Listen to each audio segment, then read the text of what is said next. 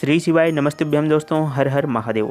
12 अगस्त मंगलवार के दिन दोस्तों भाद्रपद माह के कृष्ण पक्ष की तृतीया तिथि है और इस दिन आप लोगों को बच्चों को सुधारने के लिए, बच्चों को समझदार बनाने के लिए, बच्चों को पढ़ाई लिखाई में होशियार बनाने के लिए, यदि बच्चा आपका मोबाइल चलाता है ना, बहुत ज़्यादा चलाता है, गुस्सा करता है, चिड़चिड़ स्वभाव का है, तो ऐसे ही बच्चों को सुधारने के लिए गुरुजी के बताए हुए उपाय को जरूर ही करना चाहिए। दोस्तों इस वीडियो में हम आपको गुरुजी के बताए हुए बच्चों को सुधारने वाला 3 बहुत ही प्यारे से उपाय के बारे में आपको अच्छे तरीके से समझाएंगे।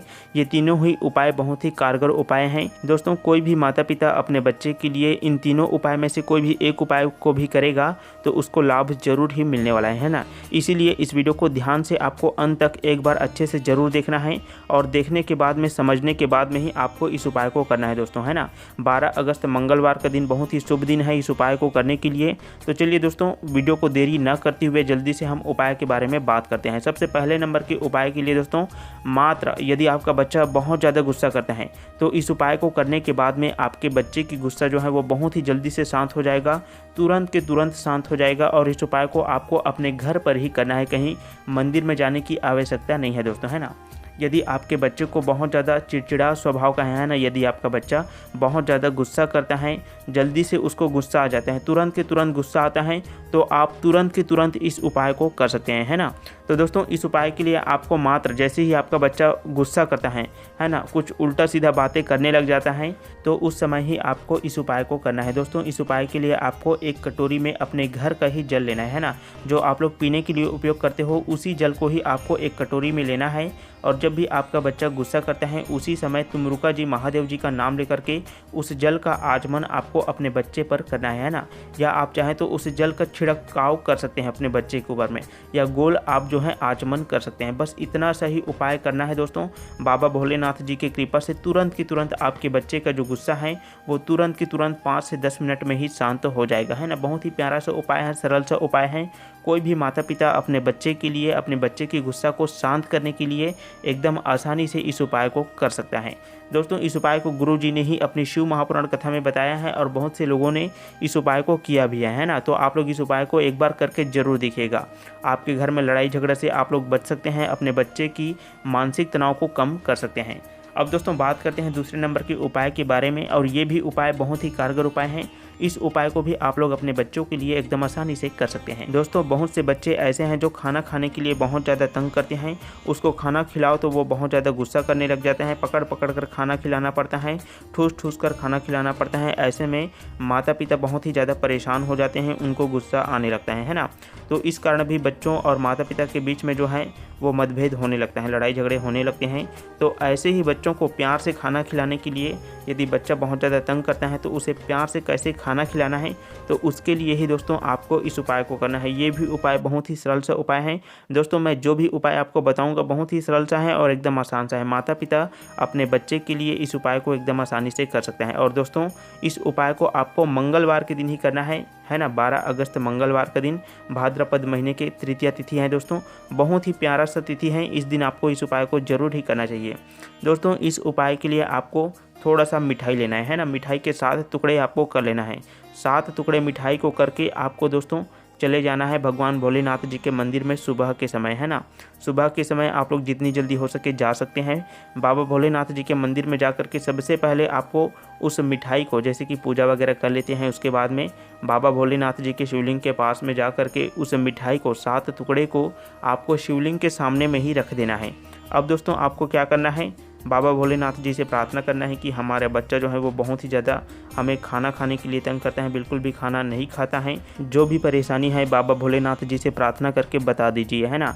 उसके बाद में दोस्तों आपको वापस से उस 7 टुकड़े जो मिठाई के आपने रखे हुए हैं ना शिवलिंग के ऊपर में या शिवलिंग के सामने में, आपको वापस से तुमरुका जी महादेव जी का स्मरण करके आपको उस मिठाई को उठा लेना है।